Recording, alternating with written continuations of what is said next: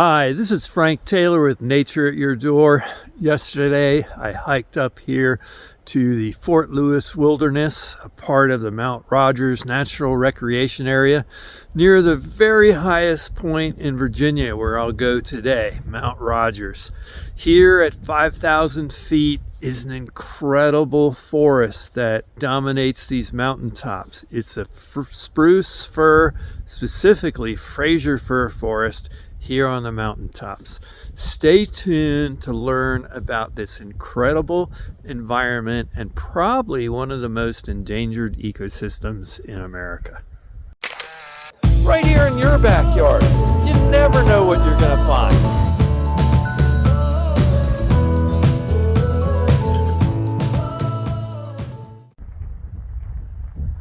It's morning here and I'm surrounded by these amazing spruces and firs, and the smell of the Fraser Fir, also known farther north as a balsam fir.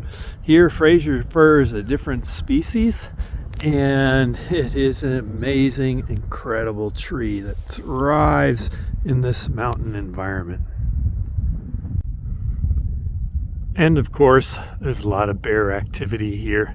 So I use the available bear boxes here this is my favorite place to camp in all of Virginia.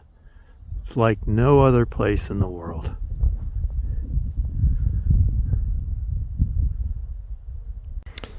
I'm astounded by the richness and the thickness of these needles. This is the Fraser Fir, and you can identify it by these flat needles that grow around the stem or the twigs, and they will have upright facing cones. Locally as well as nationally, it's known as the Cadillac of all Christmas trees. So here's the red spruce, and you can see superficially, of course, they look very similar to the balsam firs or Fraser firs that are around us. But these needles are not flat. If you pull one off, it'll roll in your fingers, and they're kind of sharp and pointy. And the branches tend to droop at the ends a little bit, and their pine cones are also drooping rather than upright like the Fraser Fir. Here's a Fraser Fir twig. I thought you might like to see that close up. Looks kind of whitish underneath and green on the top. And this is a red spruce twig, also a little bit whitish on the top. These are more prickly, and the needles are not just exactly round, but maybe square shaped, so they roll in your fingers. These are distinctly flat and will not roll in your fingers. And this one has the amazing balsam smell. I live only a few miles away in a deciduous forest dominated by, shall we say, oak and hickory. And this is just amazing to me to be able to come to Mount Rogers, walk up through the oak hickory forest, through a beech maple forest, and come into this amazing evergreen forest, just as if I had walked 800 miles north and passed through these biomes on my way to Canada. Here at this high of elevation, over 5,000 feet, you can see an abundance of mosses on the ground, growing in this thin acidic soil. Such a unique habitat. And you can see that here in this upper forest, which has probably 25% of the year is in clouds, it's already starting to get dark. You can feel the dampness and smell the incredible perfume of the Fraser firs. Just wonderful.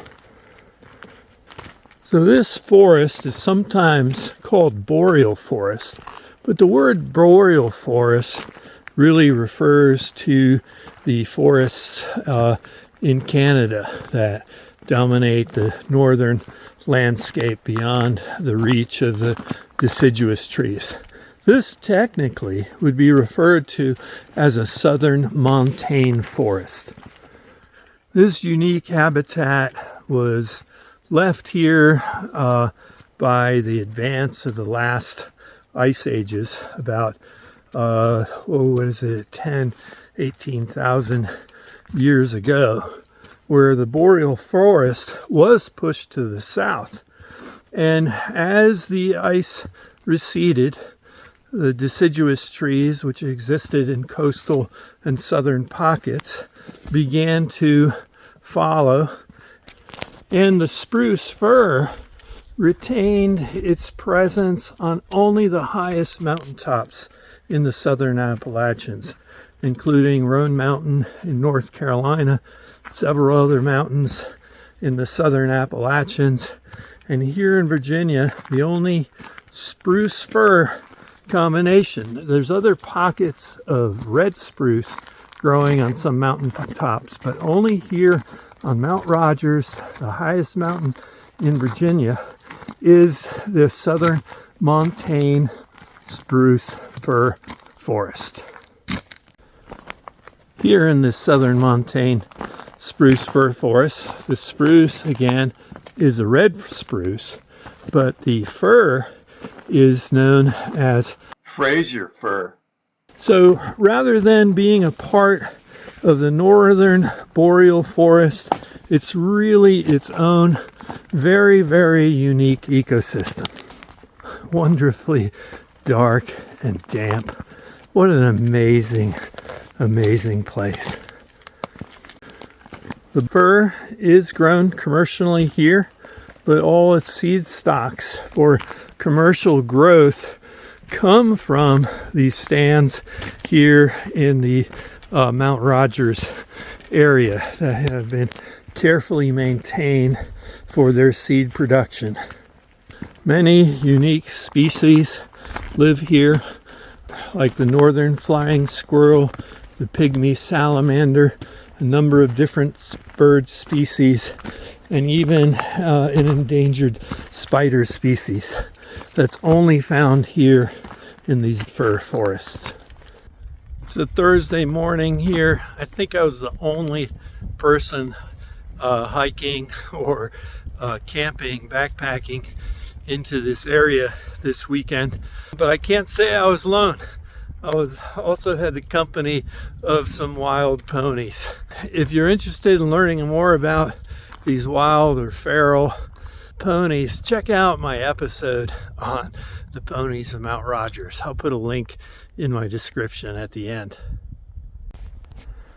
It might be a little controversial, but these ponies are maintained by the Forest Service and a local organization of volunteers that do annual roundups, check their health, and help take care of them.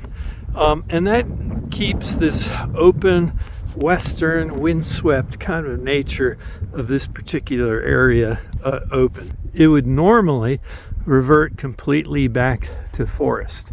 So it's this balance between maintaining these spectacular views and allowing nature just to completely take its course. Here at 5,000 to 5,700 feet or so, these trees are exposed in winter time to sometimes hurricane force winds, as well as temperatures as low as -30.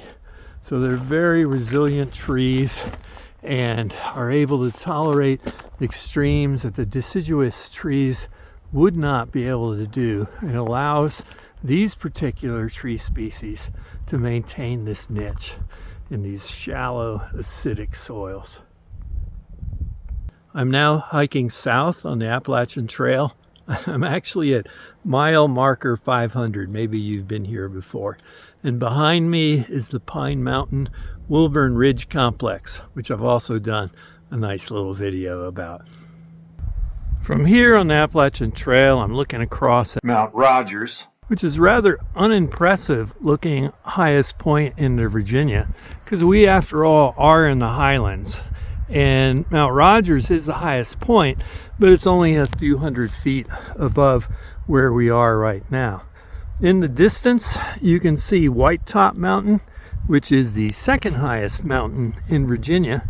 It also has evergreen trees on the top, but strangely enough, it's only red spruce. The environment, the temperatures aren't cold enough to make the fir the favored tree here. Whereas here on Rogers, as you go up, there'll be more fir and less red spruce near the top. You can also see a lot of dead trees here. This is the south or southeastern side, and you can see it's getting the morning sun. There's a lot of older tree deaths due to climate change, warmer temperatures, balsam woolly, endangered, as well as air pollution. So it's a very sensitive environment. Foresters are focusing their efforts on maintaining this ecosystem as global temperatures warm on the northern side, where the conditions are more adept for this, maintaining this unique and endangered ecosystem, the Spruce-fir forest. Along with its scenic value, as well as being a part of the Appalachian Trail, this area gets a lot of heavy use, and I'm astounded by the number of signs that are here that say, please don't cut live trees. I would think that in a place like this, in a wilderness area, that would be a given.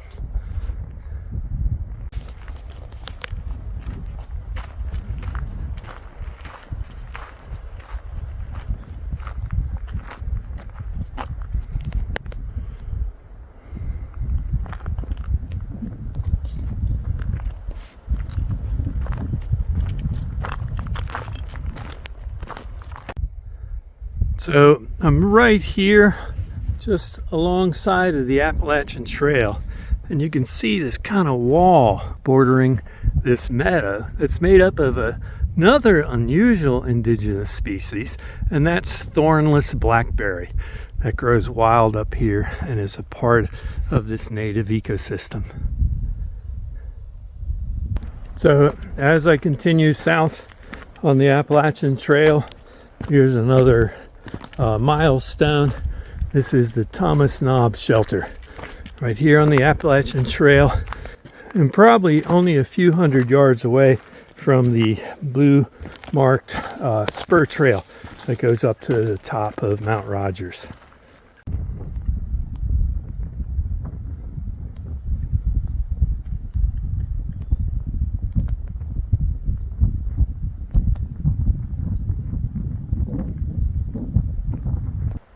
So here I am at the Blue Blaze Trail that says Mount Rogers Summit, and here I'm going to ditch my 32-pound pack. Now I know 32 pounds is a lot for hiking on the Appalachian Trail, but I have some redundancies. I'm experimenting with a new insulated Nemo pad that has like R5, and I'm experimenting with a quilt, so I brought a lot of backup redundant things in case one or the other didn't work as well as I expected. The density and the richness of this montane forest spruce fir is just incredible. The silence is only broken by the squawk of a distant raven. It's just so still and peaceful in here, completely protected from the wind. These trees by nature have a very shallow root system because of the very thin soil and the rock beneath it, and they grow just across the top of it. Just amazing to be in this almost cathedral-like atmosphere. And I know with the sun and the darkness, it's hard to really capture this appropriately on my video camera. You can see how everything is covered in these mosses, The logs are covered in the mosses. Very acidic soil. A very pure stand here of fir and red spruce. The trail in front of me is now just exposed rocks and roots. And I feel like you can pretty much see that the soil is only maybe 5 or 6 inches thick on top of all of these rocks that you see exposed here from erosion on the trail. The density of the vegetation here, the mosses and lichens carpeting everything, is akin to a cold rainforest. What an amazing place. I just can't get over this. Here are several blowdowns. We're right near the top of the trail. This is probably a result of Hurricane Helene. This part of Virginia and north did not see the same effect as those folks that we're still thinking of and looking for funding and need to support farther south in North Carolina and other parts of Virginia like Damascus. This, however, will open up the canopy, and with this canopy opened up, there'll be new trees that will grow in and succeed them. Remember that these blowdowns are actually a frequent natural part of the ecology here. These exposed mountaintops can have winds in excess of 100 miles an hour throughout the year without the help of hurricane weather or a tornado.